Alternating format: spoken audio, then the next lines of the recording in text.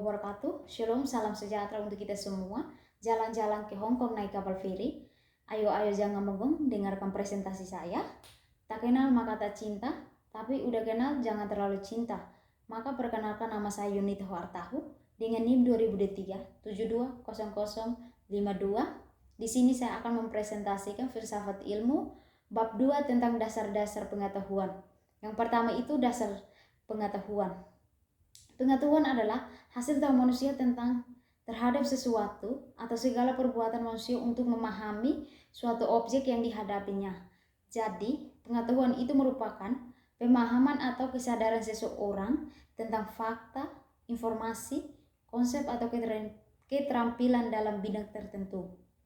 Pengetahuan ini merupakan hasil dari proses belajar, pengalaman, serta pengamatan seseorang. Pengetahuan dapat dibagi menjadi 4 bagian, yaitu 1. Pengetahuan faktual, yang kedua pengetahuan konseptual, yang ketiga pengetahuan adalah pemahaman atau konsep kesadaran yang dimiliki seseorang tentang prosedur, yang keempat pengetahuan metakognitif, yang kedua penalaran.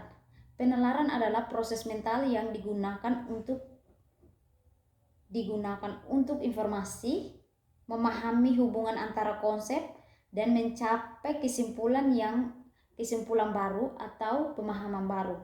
Jadi melalui penalaran seseorang dapat menggunakan logika, pemikiran kritis, serta pengetahuan yang dimilikinya untuk memecahkan masalah, membuat inferensi, atau mengambil keputusan.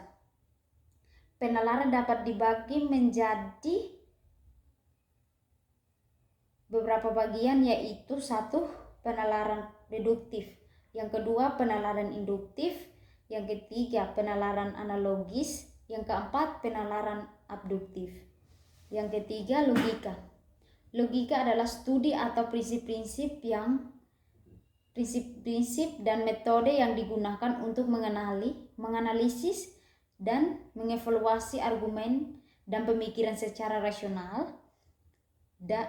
Ini melibatkan pemahaman tentang hubungan antara premisi dan kesimpulan serta aturan-aturan yang mengatur proses berpikir yang benar. Yang keempat, sumber pengetahuan. Sumber pengetahuan adalah sumber yang menyediakan informasi yang dapat digunakan untuk memperoleh pengetahuan. Berikut ini adalah sumber pengetahuan umum. Yang pertama, pengalaman pribadi, yang kedua lingkungan sosial, yang ketiga penelitian ilmiah, yang keempat warisan budaya, yang kelima kriteria kebenaran. Kriteria kebenaran adalah kriteria atau standar yang digunakan untuk menilai atau menentukan suatu pernyataan, pendapat, atau informasi yang dianggap benar dan tidak. Teori-teori yang dapat digunakan dalam kriteria kebenaran yaitu 1. Koherensi. Koherensi ini adalah kriteria yang berfokus pada konsisten atau hubungan logis antara pernyataan itu sendiri. Yang kedua, korespondensi. Kriteria korespondensi ini berfokus pada kesesuaian antara pernyataan dan fakta yang ada di dunia nyata. Yang ketiga, pragmatisme. Kriteria pragmatisme ini menekankan pada manfaat atau kegunaan suatu pernyataan. Yang keempat, konsensus.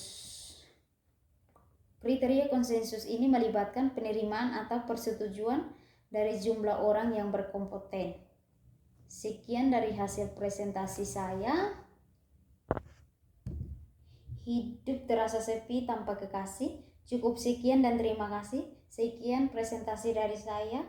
Mohon maaf jika ada salah kata karena yang kelebihan perasaan saya kepada dia. Assalamualaikum warahmatullahi wabarakatuh. Shalom, salam sejahtera untuk kita semua.